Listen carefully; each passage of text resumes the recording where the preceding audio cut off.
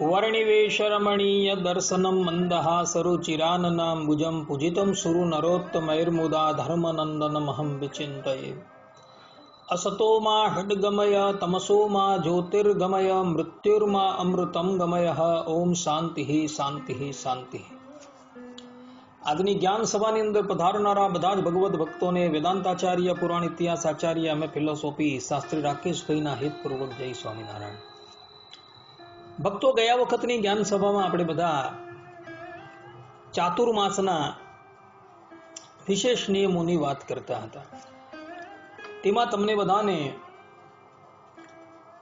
ભવિષ્ય ઉત્તર પુરાણ ઉત્તર પર્વ અધ્યાય 70 પ્રમાણે ચાતુર્માસમાં પાળવાના નિયમો વિશે સૂક્ષ્માતિ સૂક્ષ્મ માહિતી જે છે એ આપેલી હતી।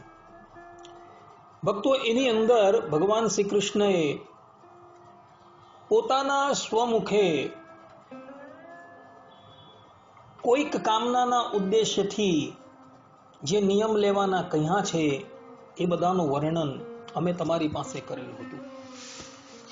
પરંતુ ભગવાન સ્વામિનારાયણ જે છે એ સત્સંગી જીવનના દ્વિતીય પ્રકરણના અધ્યાય 42, 25 અને 26માં શ્લોકની અંદર સ્પષ્ટ રૂપે કહે છે કે તે પુરાણોમાં પુત્ર કળત્રાદિ કામના વિશેષને અધિકાર કરીને જે વ્રતો કરવાના કહ્યા છે તે તો મને પ્રિય નથી।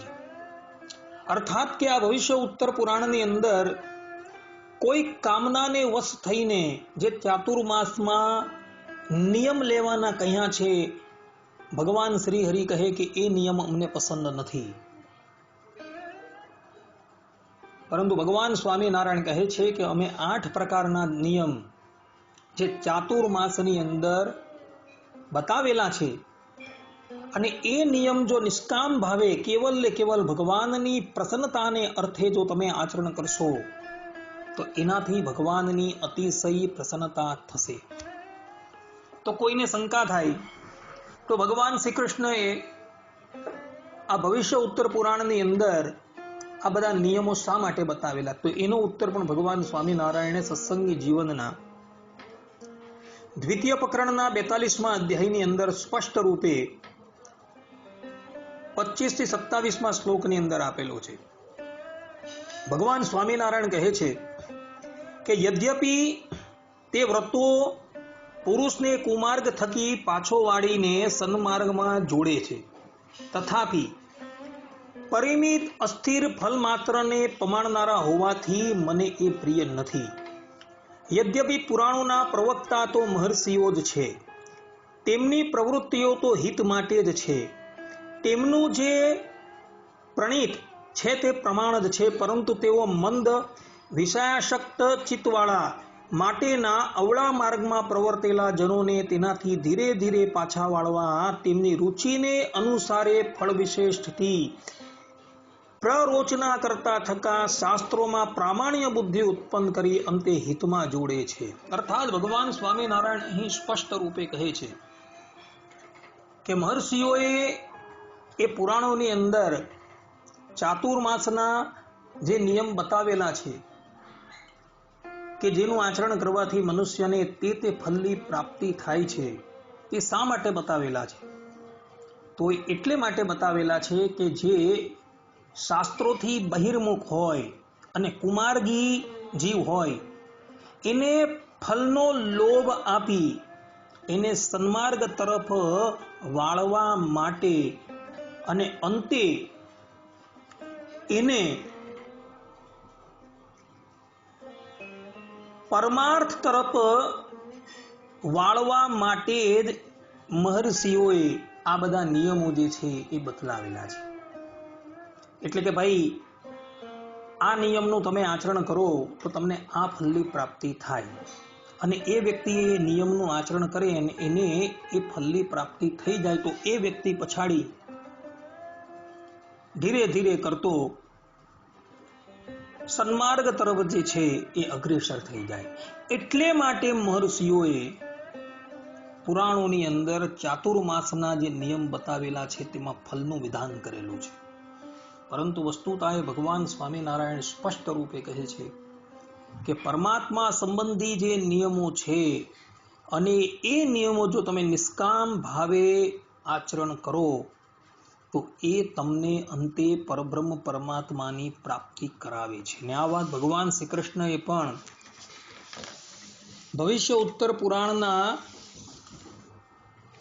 70મા અધ્યાયની અંદર કહેલી છે. ભક્તો, જેમ ભગવાન શ્રી કૃષ્ણ છે એ પોતે કહે છે કે જે ચાતુર્માસની અંદર નિરાહાર રહી અષ્ટાક્ષર મંત્રનો જપ કરે છે એ વ્યક્તિ ગોદાનજન્ય ફલની પ્રાપ્તિ કરે છે.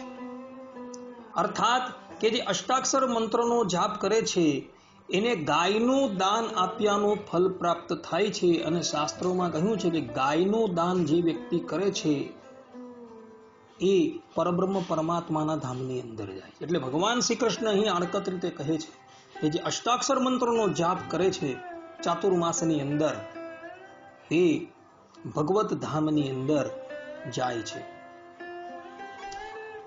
ભગવાન શ્રી કૃષ્ણ કહે છે કે જે ચાતુર્માસની અંદર ભગવાનના મંદિરને વાળે છે, લીપે છે, એ પણ ભગવાનના ધામની અંદર જાય છે. જે વ્યક્તિ ભગવાનની સન્મુખ સ્તુતિ પાઠ કરે છે અને ભગવાનની 100 પ્રદક્ષિણા કરે છે તથા ભગવાનનું પુષ્પમાલા આદિથી પૂજન કરે છે તે પણ હંસયુક્ત વિમાન દ્વારા વિષ્ણુ લોકની અંદર જાય છે. વિષ્ણુ સંબંધી જે ગાન કરે છે, વાદ્ય વગાડે છે, એ પણ પરબ્રહ્મ પરમાત્માના ધામની અંદર જાય છે. આ ઉપરાંત જે લોકો ભગવાનની કથા જે છે એ કથા કરે છે તથા કથા સાંભળે છે એ લોકો પણ અંતે વિષ્ણુ લોકની અંદર જાય છે એવું ભગવાન શ્રી કૃષ્ણ અહીં અંતે કહે છે. ભગવાન શ્રી કૃષ્ણએ ભવિષ્ય ઉત્તર પુરાણની અંદર 70મા અધ્યાયની અંદર સર્વપ્રથમ ચાતુર્માસની અંદર તે નિયમો કરનારા કયા ફલની પ્રાપ્તિ કરે છે એનું વર્ણન કરેલું છે. અને અંતે ભગવાન સંબંધી જે નિયમો જે છે એને જે ગ્રહણ કરે છે તેને કયા ફલની પ્રાપ્તિ થાય છે એનું વર્ણન કરેલું છે. અહીં સ્પષ્ટ રૂપે ભવિષ્ય ઉત્તર પુરાણની અંદર ભગવાન શ્રી કૃષ્ણ કહે છે કે જે લોકો પરમાત્મા સંબંધી નિયમો ગ્રહણ કરે છે એ લોકો દેહાંતે ભગવદ ધામની અંદર જાય છે. અને ફલ કામનાથી જે લોકો ચાતુર્માસની અંદર તે નિયમો લે છે એ લોકો અભિષ્ટ ફલની પ્રાપ્તિ કરે છે. પરંતુ ભગવાન સંબંધી જે નિયમો લે છે તે લોકો અંતે ભગવાનના ધામની અંદર જાય છે એવું ભગવાન શ્રી કૃષ્ણ પોતાના સ્વમુખે ભવિષ્ય ઉત્તર પુરાણની અંદર કહે છે. એટલે ભગવાન શ્રી કૃષ્ણ અને ભગવાન સ્વામિનારાયણ જે પણ કંઈક કહે છે એ સત્ય જ છે. જે વાત ભવિષ્ય ઉત્તર પુરાણની અંદર ભગવાન શ્રી કૃષ્ણે કહેલી છે એ જ વાત ભગવાન સ્વામિનારાયણે સત્સંગી જીવનની અંદર ચતુર્થ પ્રકરણની અંદર 42મા અધ્યાયની અંદર પણ કહેલી છે. માટે ભક્તો, ચાતુર્માસના નિયમ તમે લેવો એ નિયમ હંમેશા નિષ્કામ ભાવથી તમે લેજો. એની અંદર ઉદ્દેશ્ય કેવલ ને કેવલ ભગવાન શ્રી હરિની પ્રસન્નતા જ રાખજો, બીજો કોઈ ઉદ્દેશ્ય રાખતા નહીં. અને જે પણ કોઈક લોકો આ ભગવાન સ્વામિનારાયણે જે 8 પ્રકારના નિયમો બતાવેલા છે અને ભગવાન શ્રી કૃષ્ણએ ભવિષ્ય ઉત્તર પુરાણની અંદર જે 8 પ્રકારના નિયમોનું વર્ણન કરેલું છે, જે નિયમો ભગવાન સંબંધી છે, એ નિયમોનું પણ આચરણ કરતા ભક્તએ એ ચાતુર્માસની અંદર ભગવાનની પ્રીતિને અર્થે કામ છે, ક્રોધ છે, લોભ છે, મોહ છે ઇત્યાદિથી મુક્ત થવાનું છે. અહંકારથી પણ મુક્ત થવાનું છે એવું ભગવાન સ્વામિનારાયણ અહીં સત્સંગી જીવનના અધ્યાય ચતુર્થ પ્રકરણના અધ્યાય 42માં કહી રહ્યા છે. અને જ્યારે નિયમની પૂર્ણાહુતિ થાય ત્યારે ભગવાનની મહાપૂજા કરવાની છે, બ્રાહ્મણોને ભોજન કરાવવાનું છે, દક્ષિણા પણ જે છે એ અર્પણ કરવાની છે. પોતાની શક્તિ જેટલી હોય એ પ્રમાણે એને દક્ષિણા અર્પણ કરવાની છે અને પોતાનું જેવું સામર્થ્ય હોય તે પ્રમાણે ભગવાનની મહાપૂજા જે છે અને બ્રહ્મ ભોજન છે એ કરાવવાનું છે. એવું પણ ભગવાન સ્વામિનારાયણ અહીં પોતે કહી રહ્યા છે. માટે ભક્તો, ચાતુર્માસના નિયમ જ્યારે પૂર્ણ થાય ત્યારે આ વિધિ અવશ્ય કરજો. કોઈ કહે કે ભાઈ અમે તો નિષ્કામ ભાવે કરતા હતા, તો એને કહેવાનું કે ભાઈ નિષ્કામ ભાવે કરતા હોય તો પણ તમારે કેવલ ને કેવલ ભગવાનની પ્રસન્નતાને અર્થે બ્રહ્મભોજન પણ કરાવવું, બ્રાહ્મણોને દક્ષિણા પણ અર્પણ કરવી તથા ભગવાનની મહાપૂજા પણ કરાવવી. આ પ્રમાણેનો વિધિ ભગવાન સ્વામિનારાયણે સત્સંગી જીવનના દ્વિતીય પ્રકરણના 42મા અધ્યાયની અંદર બતાવેલો છે. હવે ચાતુર્માસ પૂર્ણ થાય પછી જે તમે નિયમ લીધો હોય એ નિયમને ત્યાગ કેવી રીતના કરવો, તો એની પણ બધી વિધિ જે છે એ ભગવાન સ્વામિનારાયણે સત્સંગી જીવનના દ્વિતીય પ્રકરણના 42મા અધ્યાયના 33મા શ્લોકની અંદર બતાવેલી છે. ભગવાન સ્વામિનારાયણ ત્યાં કહે છે કે ઇદમ વ્રતમ મયા દેવ કૃતમ ત્વત પ્રીતયે પ્રભો ન્યૂનમ સંપૂર્ણતામ યાતુ તેન તુષ્ટો ભવેરમયી. અર્થાત ભગવાન શ્રી હરિ કહે છે કે ઠાકોરજીની પાસે જઈ આ પ્રમાણે નિવેદન કરવું કે હે દેવ, આ વ્રત મેં આપની પ્રસન્નતા માટે જ કર્યું છે, તો તેમાં ન્યૂનતા રહી હોય તો તમારા પ્રસાદથી પરિપૂર્ણતાને પામો અને હે પ્રભુ, આ વ્રતથી મારી ઉપર તમે પ્રસન્ન થાઓ. આ પ્રમાણે પ્રાર્થના કરતા થકા એ નિયમ જે છે એ મૂકવાના છે. ભક્તો, આ પ્રમાણેની પ્રાર્થના કોણે કરવાની છે કે જેણે કેવલ ને કેવલ ભગવાનની પ્રસન્નતાને અર્થે ચાતુર્માસની અંદર ભગવાન સંબંધી જે નિયમ લીધેલા હોય છે તેને કરવાની છે. જે લોકોએ કોઈ કામનાથી એ નિયમ લીધા હોય છે તેને માટે આ વિધાન નથી. કારણ કે અંદર સ્પષ્ટ રૂપે લખેલું છે કે તમારી પ્રસન્નતાને અર્થે અમે આ ચાતુર્માસના નિયમ જે છે એ ગ્રહણ કરેલા છે અને આનાથી આપ અમારા પર પ્રસન્ન થાઓ. જે લોકોએ સકામ ભાવે જે નિયમ લીધેલા છે એ લોકોને તો એના ફલની પ્રાપ્તિ થઈ ગયેલી છે, માટે એ ફલથી પ્રસન્ન થઈ જાય છે.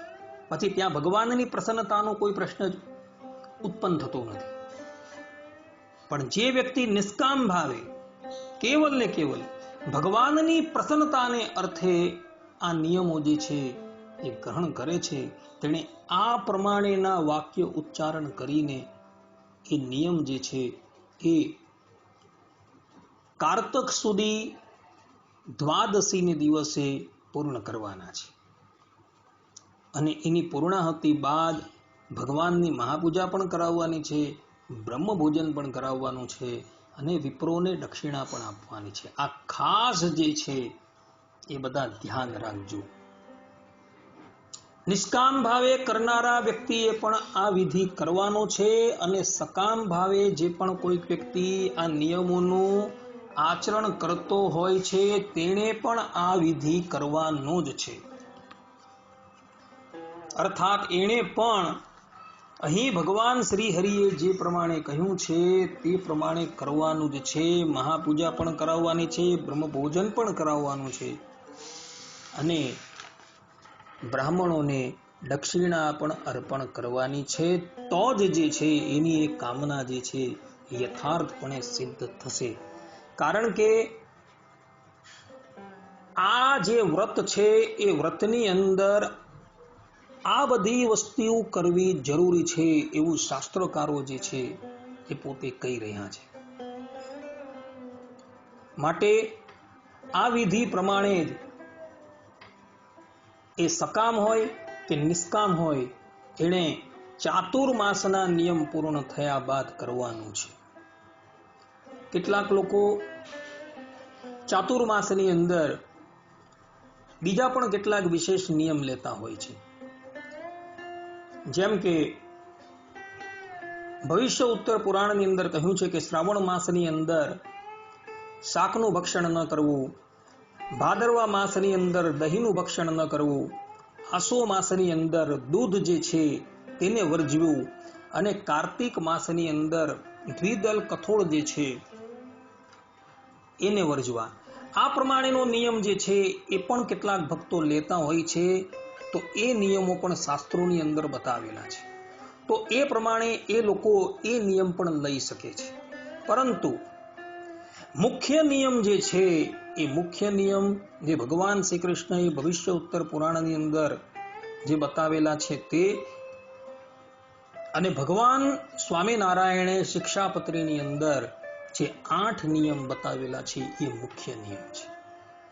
એ મુખ્ય નિયમ પહેલા લેવાના છે અને પછી જે આ નિયમો જે છે એ તમારે લેવાના છે. આ નિયમ જે બતાવ્યા, શ્રાવણ માસની અંદર શાક વર્જવું, ભાદરવામાં દહીં નું ભક્ષણ વર્જવું, એ બધા નિયમો જે છે એ નિયમો તમે કદાચ ગ્રહણ ન કરો તો ચાલે. પરંતુ ભગવાન સ્વામિનારાયણે જે શિક્ષાપત્રીની અંદર 8 પ્રકારના ભગવાન સંબંધી જે નિયમો બતાવેલા છે એ નિયમ તો તમારે ફરજિયાત પાળવાના જ છે. અર્થાત કે એમાંથી એક નિયમ તો તમારે લેવાનો છે.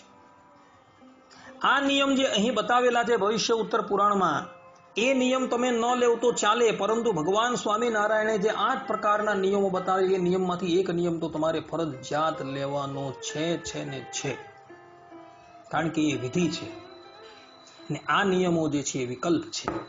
એટલે વિધિનું આચરણ જે છે એ તમારે ફરજિયાત કરવાનું છે. વિકલ્પનું આચરણ તમે કરો તો તમને ફલની પ્રાપ્તિ થાય, અને ન કરો તો તમે પ્રત્યવાયથી મુક્ત રહેશો.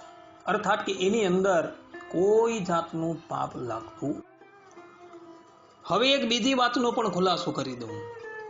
ભગવાન સ્વામિનારાયણે તથા ભગવાન શ્રી કૃષ્ણએ આ ભવિષ્ય ઉત્તર પુરાણની અંદર જે પણ કંઈક ભગવાન સંબંધી 8 પ્રકારના નિયમો બતાવેલા છે, તે મધ્યે કોઈક ભક્ત એવો નિયમ લે કે ભાઈ હું તો ભગવાનની અષ્ટાક્ષર મંત્રની માળા જે છે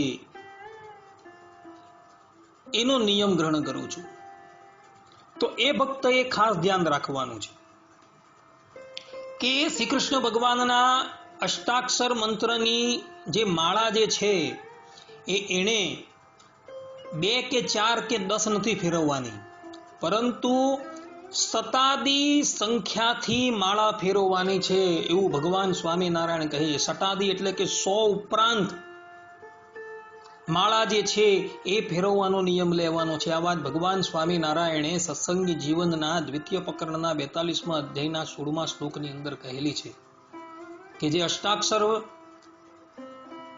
મંત્રના જે નિયમ લે છે તેણે શતાદી સંખ્યાથી માળા ફેરવવાની છે.